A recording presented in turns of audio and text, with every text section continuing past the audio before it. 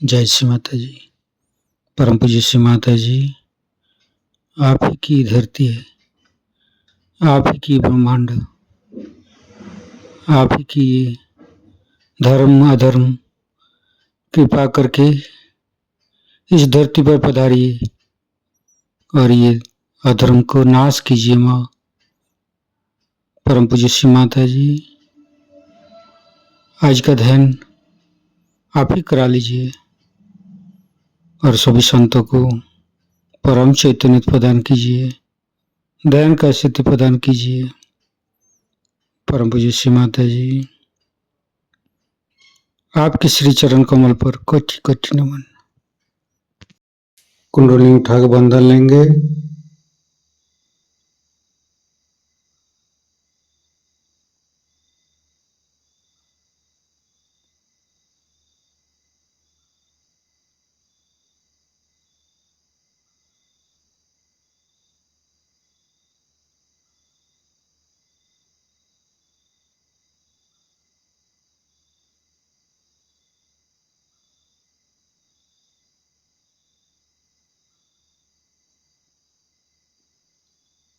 तीनों महामंत्र। ओम तमेव साक्षात् श्री महालक्ष्मी महासरस्वती महाकाली त्रिगुणात्मिका कुंडली साक्षात् श्री आदिशक्ति माता जी श्री निर्मला देवी नमो नमः। ओम तमेव साक्षात् श्री कल्की साक्षात् श्री आदिशक्ति माता जी श्री निर्मला देवी नमो नमः। ओम तमेव साक्षात् श्री कल्की साक्षात् श्री सहस्रारसामिनी मोक्षप्रदायिनी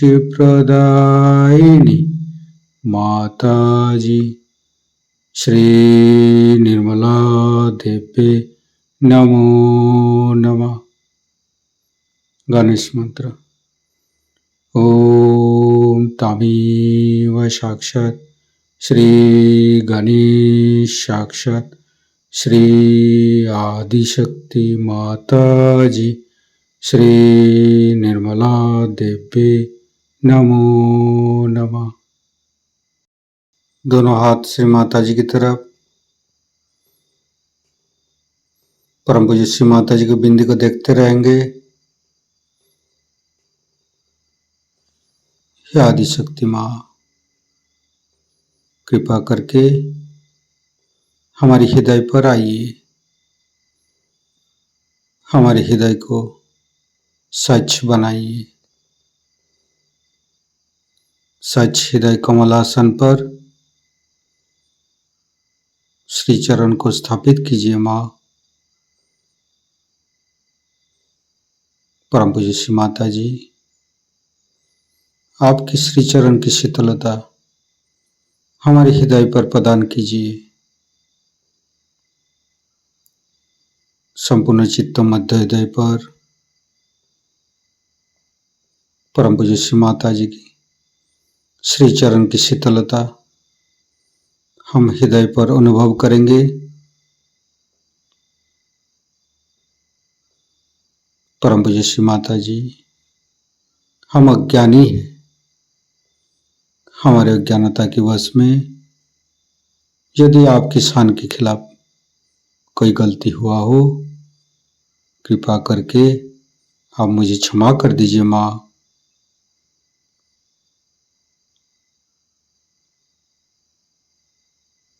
धीरे धीरे चित्त को तीनों मूलाधार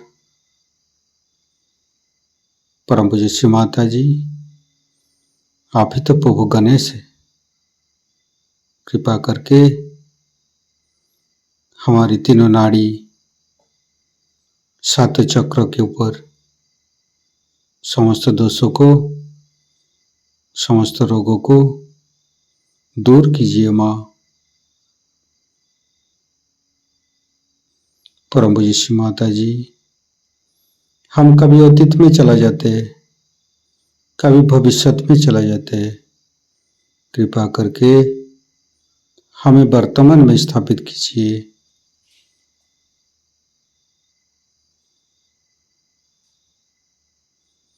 तीनों मूलाधार को देखेंगे। लेफ्ट मूलाधार, राइट मूलाधार, मध्य मूलाधार। परम पूज्य श्री माता जी, आप ही तो गौरी माता है। कृपा करके हमारे मध्य मूलाधार में आइए और समस्त दोषों को, समस्त रोगों को दूर कीजिए। ओम गं गणपतये नमः 4 बार करेंगे।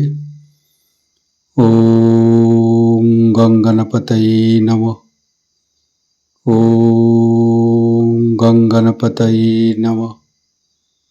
ओम गं गणपतये नमः। ओम गं गणपतये नमः। साक्षात श्री आदिशक्ति माता जी श्री निर्मला देवी नमो नमः।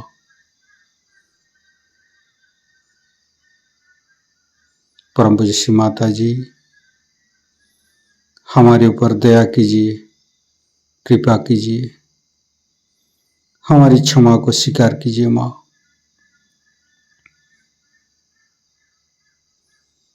धीरे धीरे चित्त को लेफ्ट स्वादिष्ठान,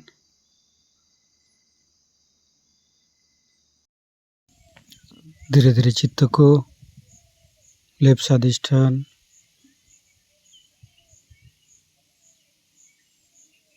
राइट स्वादिष्ठान,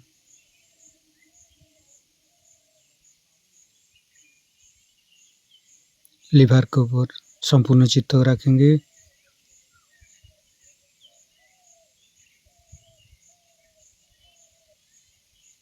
मंत्र लेंगे। चित्त निरोध। ओम तमेव साक्षात श्री चित्त निरोध साक्षात श्री आदिशक्ति माता जी श्री निर्मला देवी नमो नमः। सर्वतापहारिणी मंत्र लेंगे। ओम तमेव साक्षात श्री सर्वतापहारिणी साक्षात श्री आदिशक्ति माता जी श्री निर्मला देवी नमो नमः। फिर धीरे धीरे चित्त को मध्य स्वादिष्ठान,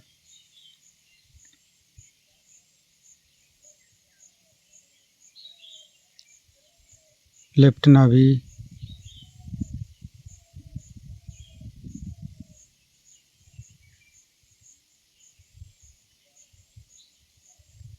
राइट नाभि,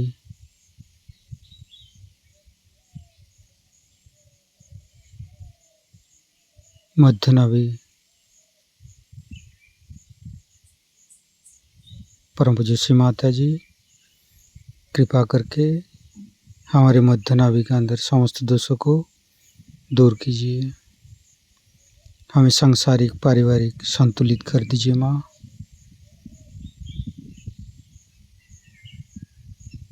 गुरुर्ब्रह्मा गुरुर्विष्णु गुरुर्देव महेश्वर गुरु साक्षात परम ब्रह्म श्री माता जी निर्मला माँ तस्मै श्री गुरवे नमः। गुरुर्ब्रह्मा गुरुर्विष्णु गुरुर्देव महेश्वर गुरु साक्षात परम ब्रह्म श्री माता जी निर्मला माँ तस्मै श्री गुरवे नमः। गुरुर्ब्रह्मा गुरुर्विष्णु गुरुर्देव महेश्वर गुरु साक्षात परम ब्रह्म श्री माता जी निर्मला माँ तस्मै श्री गुरवे नमः। संपूर्ण चित्त नाभि पर रखेंगे। गणेश अथर्वशीर्ष पाठ करेंगे। ओम नमस्ते गणपतये तमेव प्रत्यक्षं तत्त्वमसि तमेव केवलं कर्तासि तमेव केवलं धर्तासि तमेव केवलं हर्तासि तमेव सर्वं खल्विदं ब्रह्मासि तं साक्षादात्मसि नित्यं हरितं वच्मि सत्यं वच्मि अवतं माम् अववक्तारम् अवसोतारम् अवदातारम् अवधातारम् अवानुचानमवशिष्यम् अवपश्चातात् अवपुरस्तात् अवोत्तरातात् अवदक्षिणातात् अवचोदातात् अवधरातात् सर्वतो मां पाहि पाहि समन्त्रात् तं वाङ्मयस्तं चिन्मयो तं आनन्दमयस्तं ब्रह्ममयो स्तं सच्चिदानन्दादित्यसि स्तं प्रत्यक्षं ब्रह्मासि स्तं ज्ञानमयो विज्ञानमयोऽसि सर्वं जगदं तत्तो जयते सर्वं जगदं तत्तोत्तिष्ठति सर्वं जगदं त्वयि लयमस्यति सर्वं जगदं त्वयि पत्येति तं भूमिरापो नालो नीलो नमः स्तं चत्वारि वाक्पदानि स्तं गुणत्रयातीतो स्तं देहत्रयातीतो स्तं कालत्रयातीतो स्तं मूलाधारसितोत्सि नित्यं स्तं शक्तित्रयात्मक स्तं योगिनो ध्यायन्ति नित्यं स्तं ब्रह्मास्तं विष्णुस्तं रुद्रस्तं इन्द्रस्तं अग्निस्तं वायुस्तं सूर्यस्तं चन्द्रमास्तं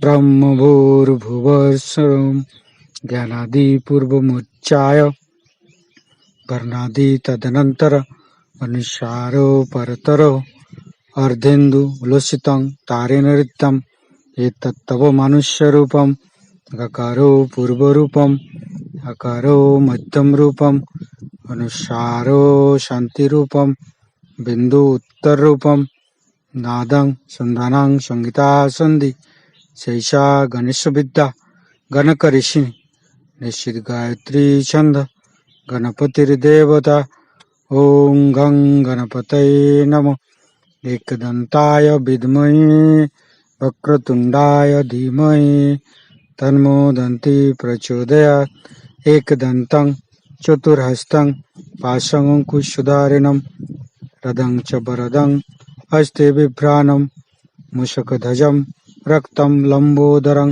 शूर्पकर्णकं रक्तवाससं रक्तगन्धानुलिप्ताङ्गं रक्तपुष्पे सुपूजितं भक्तानुकम्पिनं देवं जगत्तारणमच्युतम् आविर्भूतं च सृष्ट्यादौ प्रकृते पुरुषोत्तरम् एवं ध्यायन्त्यो नित्यं स योगी योगिनो वर नमो बृहत्पतये नमो गणपतये नमो पमतपतये नमस्ते अस्तु लंबोदराय दन्ताय विघ्ननाशिने शिवसुताय श्रीवरदमूर्तये नमो नमः साक्षात् श्री आदिशक्ति माताजी श्री निर्मला देवी नमो नमः।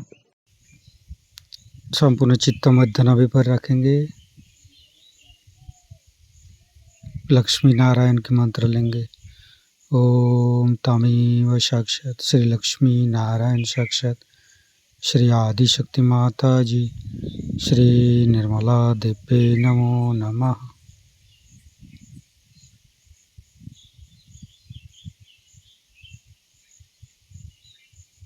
धीरे धीरे चित्त को लेफ्ट हृदय, राइट हृदय, मध्य हृदय, फिर तीनों विशुद्धि,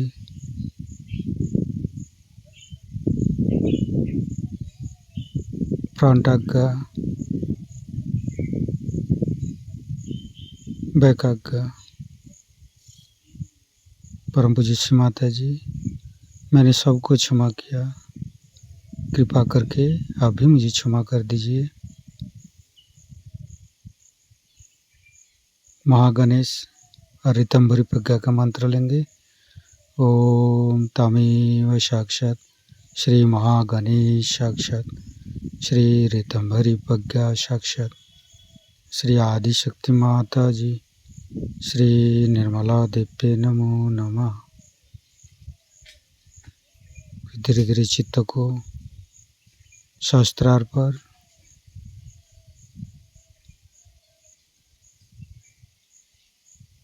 परम पूज्य श्री माता जी मेरी सहस्त्रार पर आइए और मुझे ध्यान का सिद्धि प्रदान कीजिए।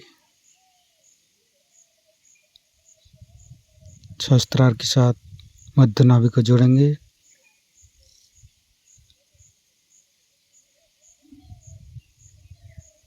फिर संपूर्ण चित्त सहस्त्रार पर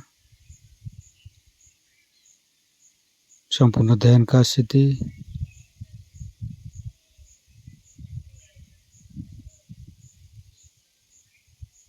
परम पूज्य श्री माता जी हमारे ऊपर ऐसे कृपा कीजिए ताकि हम आपकी वाणी को सहस्त्रार से ग्रहण करेंगे।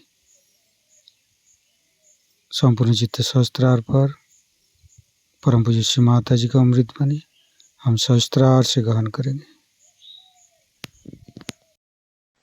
सत्य को खोजने वाले आप सभी साधकों को हमारा नमस्कार।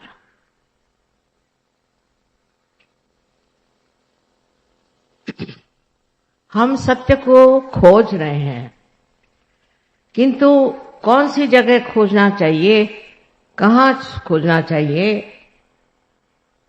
कहाँ ये सत्य छिपा हुआ है, ये पहले समझ लेना चाहिए। आप देखिए कि परदेश से हजारों लोग हर एक देश से यहां आते हैं और उनसे पूछा जाए कि तुम यहां क्यों आए, तो कहते हैं कि हम यहां सत्य खोजने आए।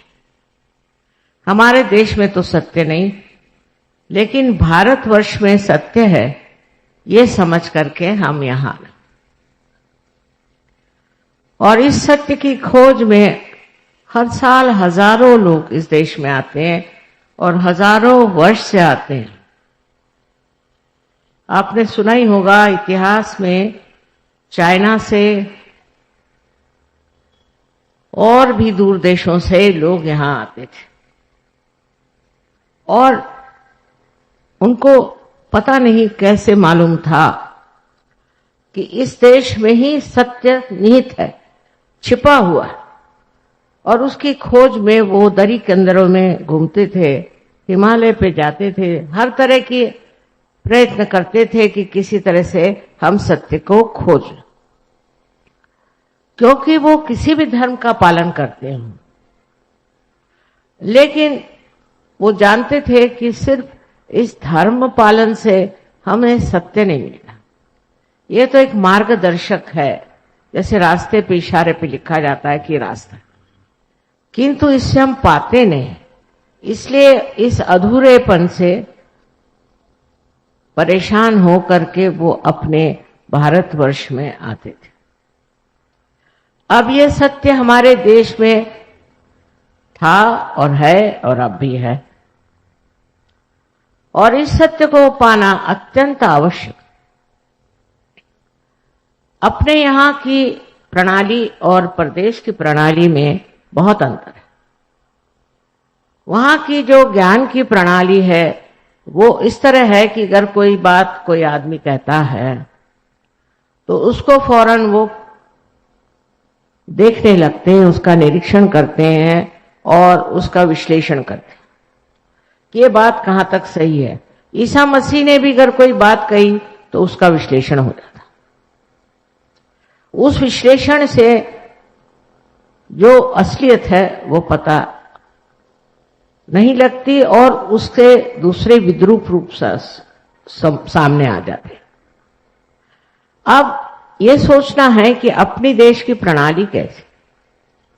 एक तो इस देश में कोई तो विशेषता पवित्रता है कि यहाँ इतने ऋषि मुनि और इतने मनन करने वाले महान लोग हैं हजारों वर्षों, और वो बढ़ते बढ़ते 16वीं शताब्दी तक हम देखते हैं कि यहाँ गुरु नानक जैसे अनेक ऐसे साधु संत हो गए कि उन्होंने सत्य पे काफी कुछ लिखा, काफी कुछ कहा गया, समझाया गया। लेकिन हमारी जो प्रणाली है वो इस तरह की है कि जो ऐसे पहुंचे हुए पुरुषों ने लिखा है उसका हम वहां पर नहीं करते, उसको हम डिस्कस नहीं करते, उसको हम शास्त्रीय दृष्टि से नहीं देखना चाहते, क्योंकि वो पहुंचे हुए लोग हैं, वो ऊंची स्थिति पे है। वहां से उन्होंने अगर कोई बात कह दी तो उसको हम मान्य करके उस रास्ते पे चलते हैं। ये हमारे देश की विशेष तरह की एक प्रणाली है, जिसमें हम एक श्रद्धा भाव से, एक विश्वास के साथ इस चीज को मानते हैं कि जो बड़े पहुंचे हुए आध्यात्मिक स्तर के ऊंचे मार्ग में रहते हुए लोगों ने लिखा है वही बात सही है, उसमें झूठ नहीं। और उसको पड़तालने का, उसका विश्लेषण करने का हमें कोई अधिकार नहीं, क्योंकि हम कोई ऐसे बुद्धिमान नहीं, ऐसे हम पहुंचे हुए लोग नहीं, हमारे में इतने शास्त्र वगैरह का कोई ज्ञान नहीं, नहीं हम गहराई से कोई चीज जानते। एक बार इस बात को समझ लेने पर हम श्रद्धा पूर्वक उस महान तत्वों को मानते हैं जो हमारे सामने इन ऋषि मुनियों ने रखा।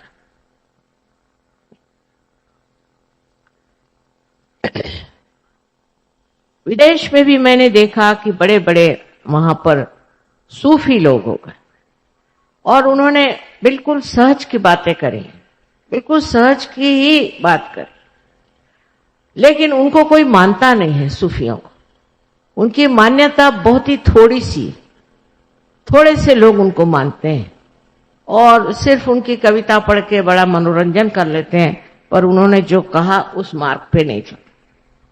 ऐसे हरेक देश में भी बड़े बड़े सूफी हो गए हैं। इंग्लैंड जैसे देश में भी विलियम ब्लेक जैसा एक बड़ा भारी संत हो गया, लेकिन उसकी बात कोई नहीं मानते हैं। और हमने तो कभी कॉलेज में भी उसका नाम नहीं सुना था, लेकिन हम जानते थे कि वो है। जब लंदन गए तो पहली मर्तबा हमने उनकी किताबें खरीदी। उसका कारण यह है कि विलियम ब्लेक पागल है, जितने भी सूफी थे सब पागल है, मतलब अपने ऋषि मुनि भी पागल है इनके हिसाब किताब से। इस तरह की जो अहंकारिता परदेश में है वो इस देश में नहीं थी ऐसा कहें, क्योंकि अब तो हम बिल्कुल परदेशी हो रहे हैं।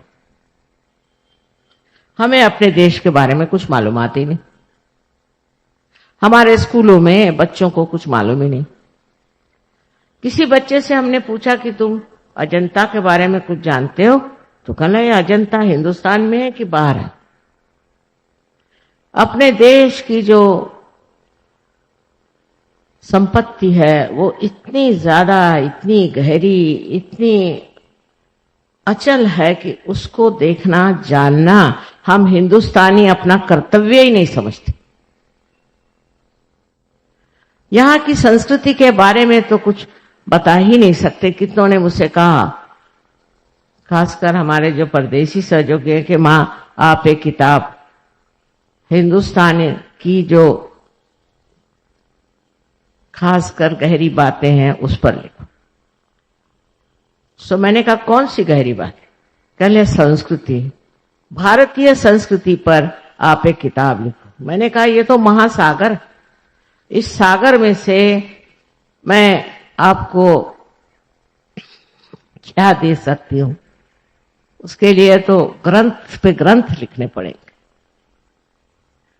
एक छोटी सी बात हम सब हिंदुस्तानियों के लिए एक बताती हूं मैं, मजाक की बात, कि एक फॉरेन लेडी थी, अम्बासडर की बीबी थी, वो हमारे पास है। सो गले में वो हार पहने हुए थे, तो मुझे कहले मेरे समझ में ये हिंदुस्तानी नहीं आते। मैंने कहा क्या हुआ? कहले मैं एक फूलों के दुकान में गई थी और उस दुकान में बड़ा सुंदर एक हार था, वो खरीद के मैंने पहन लिया। तो वो जो लड़की थी जिसने बेचा वो पेट पकड़ पकड़ के हंसने लगी। और रास्ते में सब लोग मेरे ऊपर हंस रहे क्योंकि मैंने गले में हार पहन लिया। मैंने कहा अब इसको कैसे समझाएं। मैंने कहा भाई देखो, यहाँ कोई अगर आपका आदर करे तभी हार पहनाया जाता है। आप अपना ही आदर तो कर नहीं सकते, तो आप अगर खुद आदर करें अपना और हार पहन लें तो ये तो हिंदुस्तानी जो संस्कृति है उसके लिए एक बड़ी हास्यास्पद चीज है, इसे सबको हंसी आएगी। उसे कहा ये हिंदुस्तानी जो भारतीय आपकी जो चीज है ये बड़ी गहरी है। मैंने कहा ये तो आप कोई भी हिंदुस्तानी होगा ये बात समझ जाएगा कि इस तरह से अपने को आगे बढ़ा के रहना और इस तरह से अपने गले में हार पहन के घूमना, ये चीज बड़ी ही निंदनीय है, क्योंकि इसमें नम्रता नहीं, इसमें यह समझने कि हम हैं कौन, हम अपने को क्या समझे बैठे। लेकिन इस बात को लेकर के मैं कहूंगी कि महात्मा गांधी ने जो आंदोलन चलाया था वो बिल्कुल उल्टा फिर गया। जब हम गांधी जी के साथ थे, उनके साथ रहे और उन्हीं के बहुत सारी बातचीत और उनका ढंग जो था वो था, हालांकि वो भी परदेश के पढ़े हुए थे, कि अपनी भारतीय संस्कृति को उभारना चाहिए, उसके बगैर ये संसार नहीं बच सकता। इसकर संसार को बचाना है तो भारतीय संस्कृति का यहाँ एक बढ़िया उदाहरण होना चाहिए, मसला होना चाहिए, जिसको देखकर लोग समझ जाए कि ये भी एक जिंदगी है, इसमें भी एक आनंद है। और उनके यहाँ 4 बजे उठने की प्रथा थी। 4 बजे उठ के नहा धो करके और आपको प्रार्थना में जाना पड़ा, और प्रार्थना में जाकर आप बैठिए तो वहां सांप भी बहुत, कभी कभी एक आध सांप आपके सामने डोलता हुआ दिखाई देता था, पर कुछ कभी किसी को काटा हो बिच्छू ने भी तो पता नहीं। इतना वातावरण उनका शुद्ध था और वहां नम्रता पूर्वक सब लोग, हर एक जाति के, हर एक धर्म के लोग बढ़ के प्रार्थना करते, और प्रार्थना में संगीत आदि सब कुछ होता था। और उन्होंने जो भजनावली भी लिखी, आश्चर्य की बात नहीं है, क्योंकि मैं इस बात को जानती हूं कि वो कितने आध्यात्मिक थे, कि सारे कुंडलिनी के ही चक्रों पर उन्होंने एक के बाद एक, एक के बाद एक के बाद इस तरह से सारे श्लोक लिखे पूरे। सबसे पहले उन्होंने लिखा था तो गणेश की स्तुति, फिर सरस्वती की स्तुति। इस तरह से करते करते उन्होंने हर एक चक्र के जो अधिष्ठित देवता थे उनके ऊपर में अपनी भजनावली में लिखा था, और उसी तरह से गाने का। उसके बाद बाइबल से भी लॉर्ड्स प्रेयर कही जाती थी, उसके बाद कुरान से भी कहा जाता था, और भी बुद्ध धर्म का भी और जैन धर्म की भी उसमें कुछ न कुछ श्लोक होते थे। पर पहला जो हिस्सा था उसमें एक एक चक्र पे बैठे हुए हर एक देवता को उन्होंने लिया था। इतने आध्यात्मिक दृष्टि से देखते थे, वो कुंडलिनी के बारे में जानते थे, चक्रों के बारे में जानते थे। सब कुछ जानते हुए उन्होंने इस चीज को लोगों में लाने की कोशिश की, ऐसी भजनावली लिखाई जिसमें इस तरह से सब चीजें लिखी। और अध्यात्म के बारे में बहुत मुझसे भी पूछते थे, मैं तो बहुत छोटी लड़की थी, लेकिन तब से वो पूछा करते थे कि तुम बताओ कौन सी गहनता हमारे संस्कृति की विशेष। अब इस संस्कृति के बारे में कहना बहुत जरूरी है, क्योंकि गांधी जी को तो लोगों ने भुला दिया। गांधी जी तो बिल्कुल बेकार हो गए, क्योंकि उनका आध्यात्म तो कहीं दिखाई नहीं देता। आज राजकारण में आध्यात्म की तो कोई बात ही नहीं कर। आध्यात्म में हम हिंदुस्तानी नहीं जाएंगे तो कौन जाएगा उसमें, कौन उसको समझेगा। आज आप देख रहे हैं यहां 75 देशों के लोग आकर के और बैठे, 75 देशों के लोग आए हुए हैं, और 75 देशों में ये आध्यात्म फैल गया। और इन्होंने आत्म साक्षात्कार को प्राप्त किया और इन्होंने अपने संस्कृति को पकड़ा। अमेरिकन संस्कृति के नहीं, इंग्लिश संस्कृति के नहीं, फ्रेंच संस्कृति की नहीं, उल्टे जिस देश से आए हैं उस देश की संस्कृति को कहते हैं कि ये तो बिल्कुल ही पतन के योग ले जा रहे, ये हमारे आत्मा का हनन करती है, ये हमें नैतिकता से गिराती। इन लोगों ने समझ लिया, अब हम लोगों को नहीं समझना चाहिए। हम लोग तो ऐसी ऐसी चीजों का वर्णन करते हैं, ऐसे ऐसे चीजों के लिए लड़ते हैं जहां नैतिकता का विचार है ही नहीं। और सबसे बड़ी चीज अपने संस्कृति की देन है कि हम लोगों को नैतिक होना चाहिए। नैतिकता के अनेक नियम हैं, पर अपने देश में इस संस्कृति में सबको बिल्कुल पूरी तरह से स्वतंत्रता है, पूर्णतया स्वतंत्रता है कि आप स्वतंत्र हैं, चाहे आप नैतिक होना चाहे आप कुछ होना चाहे हो जाइए, क्योंकि अंतिम स्थिति में आपको पूर्णतया स्वतंत्रता मिलती है। अब स्वतंत्र समझना चाहिए, स्व के तंत्र को जानना, यही स्वतंत्रता है। और स्व माने क्या? स्व माने आपका आत्मा, आत्मा को जानना ही स्वतंत्रता है। शिवाजी ने कहा था फ्यूचर के बारे में, भविष्य के बारे में, कि स्व का तंत्र जानो। पहली चीज स्व के तंत्र को जानना होगा, और वही सहयोग है जिससे आप स्व के तंत्र को जानते हैं। और इस स्व के तंत्र को जानने के लिए सबसे सहज मार्ग जो है वो है भारतीय संस्कृति। इसकी गहराई में आप उतर ही नहीं सकते, क्योंकि आप पता नहीं कहां से कहां फेंक दिए गए। एक तो गलती ये हुई कि ऐसे लोग हमारे ऊपर आ गए कि जिनको भारतीय संस्कृति के बारे में कुछ मालूमात ही नहीं, जिन्होंने गांधी जी को लपेट के बिठा दिया एक तरफ में, तुम बैठे रहो। और उन्होंने जो बातें सिखाना शुरू कर दी वो सारी भारतीय संस्कृति के विरोध में। जैसे मैं चित्तौड़गढ़ की हूं, वहां आपने सुना होगा कि पद्मिनी ने जौहर किया। उन्होंने जौहर किया था औरतों की इज्जत और अब्रू, चैस्टिटी, ये सबसे बड़ी शक्ति है, ऐसा हम लोग मानते हैं अपने संस्कृति। जिस जगह औरतों की इज्जत और अब्रू हट जाती है वो जगह में राक्षस और ब्रह्म राक्षस और हर तरह के भूत आके रहते। और ये बात आप साक्षात देख सकते हैं अमेरिका में हो रहा है। अमेरिका में इतनी गंदी चीजें हो रही है कि मैं तो आपके सामने बता नहीं सकती, पर यहां तक कि अपने ही बच्चों को मां लोग मार डालते। और इस कदर गंदगी वहां है, क्योंकि आप अभी वहां गए नहीं, बाहर के ढोल सुहाने होते हैं, कि वहां के लोगों में जरा सा भी भय नहीं है, परमात्मा का भय नहीं, परमात्मा की शक्ति का विश्वास तक है कि नहीं पता।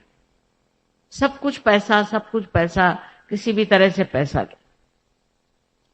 हमारे एक वहां हैं, उनसे किसी अमेरिका के आदमी ने कहा कि भाई तुमको इतना इतना रुपया देता हूं, तुम फलानी औरत को मार डालोगे?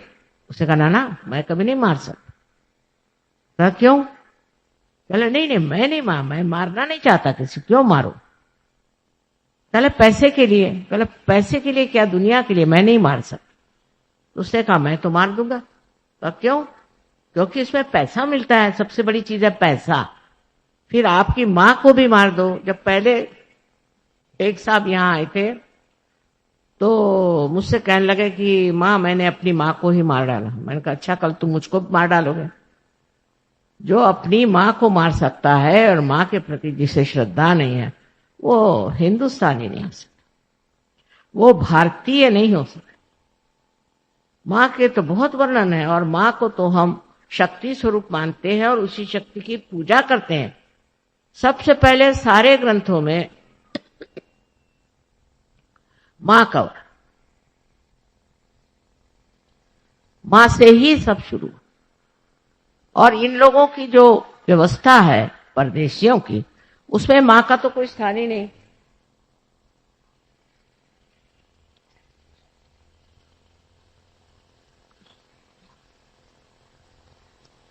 बहुत से देशों में तो देश का नाम भी बाप के नाम से, जैसे हम लोग भारत माता कहते हैं तो वो अपने देश को कहते हैं कि ये तो पुरुष है। उसमें से एक देश है जर्मनी। आप जानते हैं जर्मनों ने क्या किया, अब रो रहे हैं जो कुछ भी किया उसके लिए, पर किया तो सही। ऐसे भारतवर्ष के लोग नहीं कर सकते।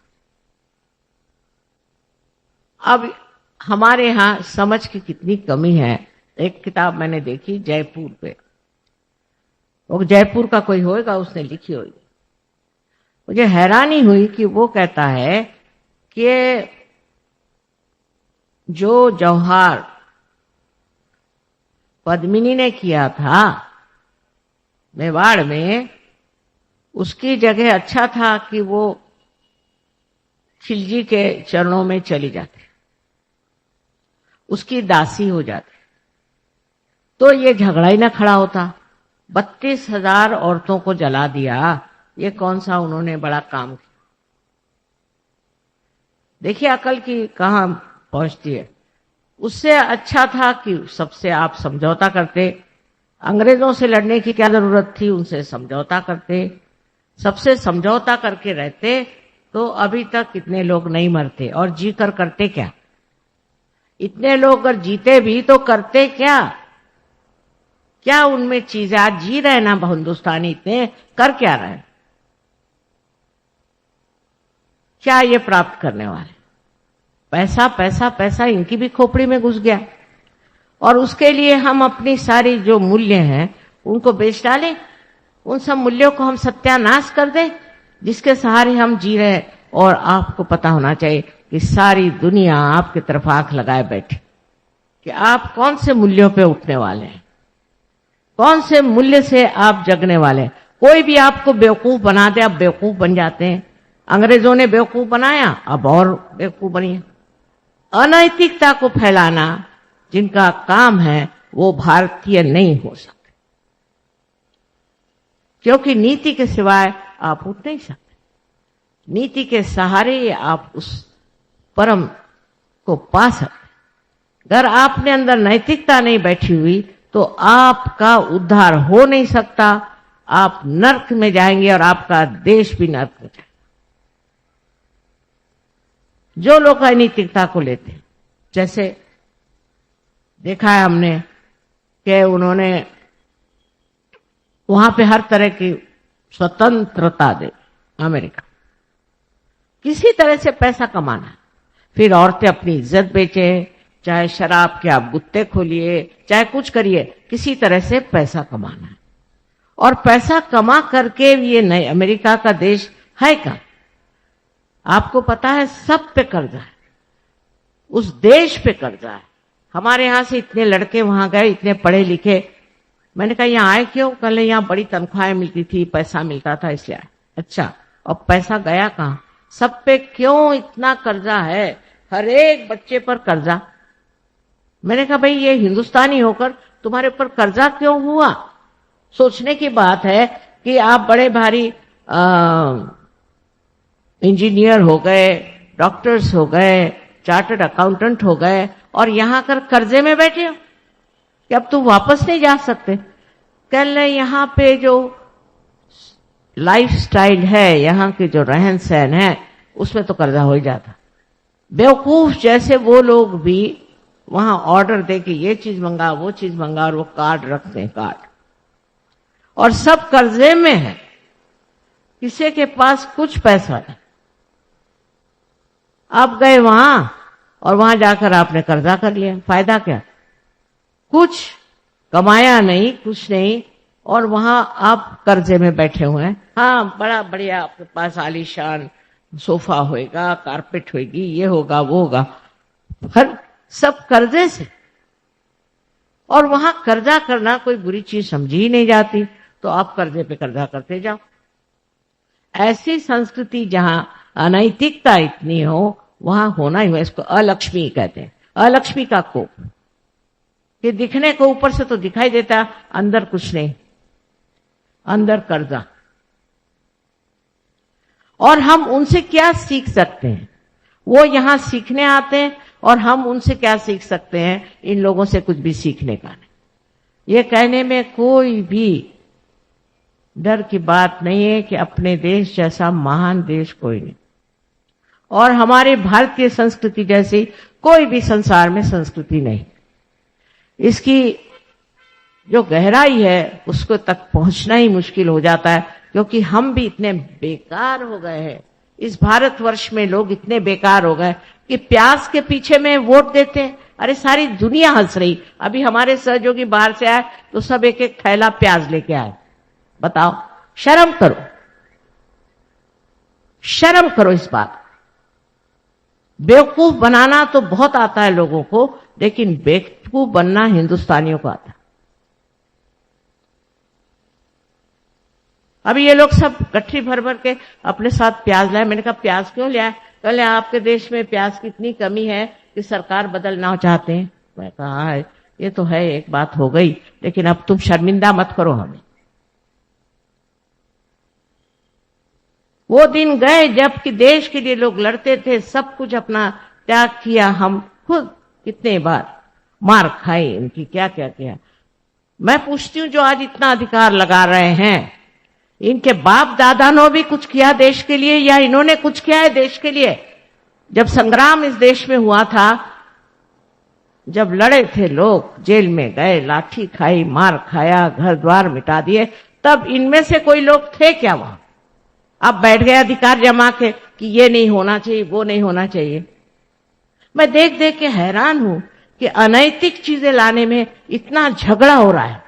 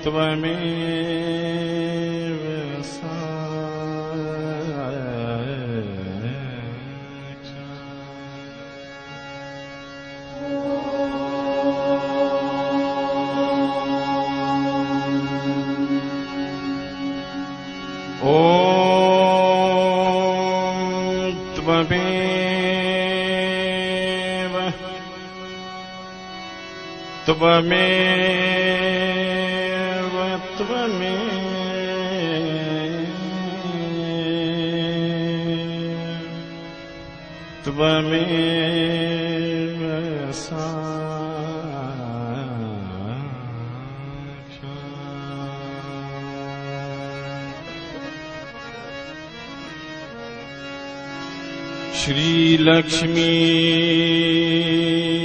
श्री लक्ष्मी श्री लक्ष्मी श्री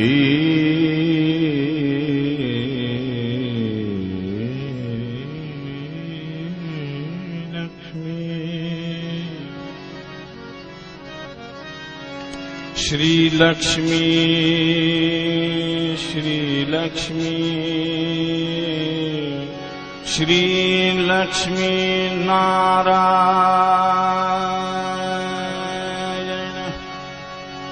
श्री लक्ष्मी नारायण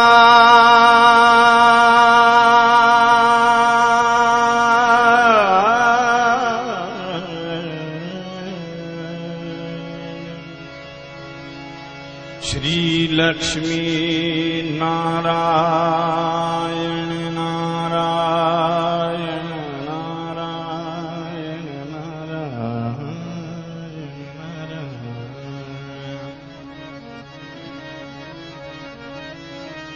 श्री लक्ष्मी नारायण श्री लक्ष्मी नारायण श्री लक्ष्मी नारायण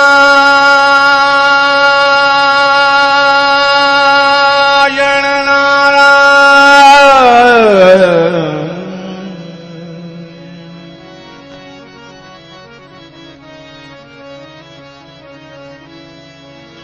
श्री लक्ष्मी नारायण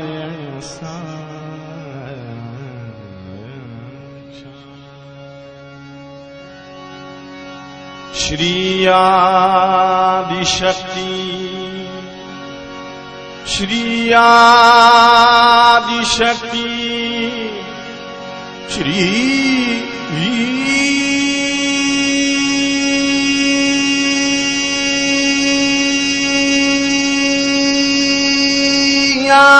आदिशक्ति माता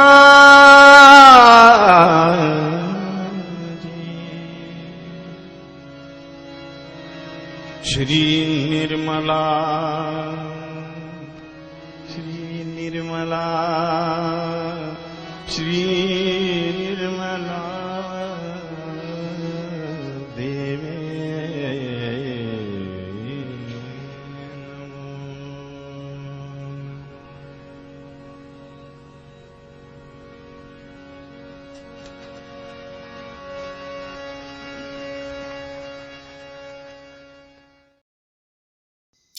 इसी ध्यान का स्थिति पर दोनों हाथों पे सहस्त्रार पे परम चैतन्य तो अनुभव करते हुए थोड़ी देर रहेंगे। इसी ध्यान का स्थिति पे परम पूज्य श्री माता जी आज का ध्यान आप ही ने करा के जो हमको परम चैतन्यित की है, निर्विचारिता स्थिति प्रदान की है, इसके लिए मैं आपको कोटि कोटि नमन। कुंडली उठा के बंधन लेंगे।